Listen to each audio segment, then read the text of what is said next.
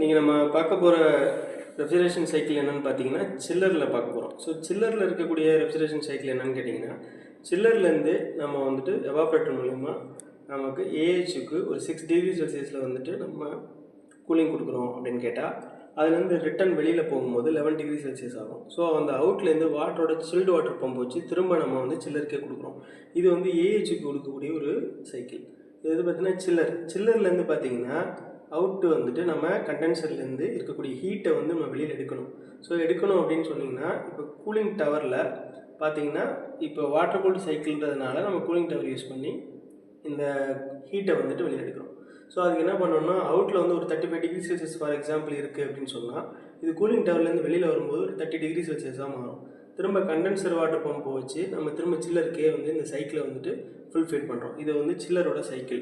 இது பேசிக் உங்களுக்கு வந்துட்டு இப்போ நம்ம எக்ஸ்பிளைன் பண்ணியிருக்கோம். தேங்க்யூ.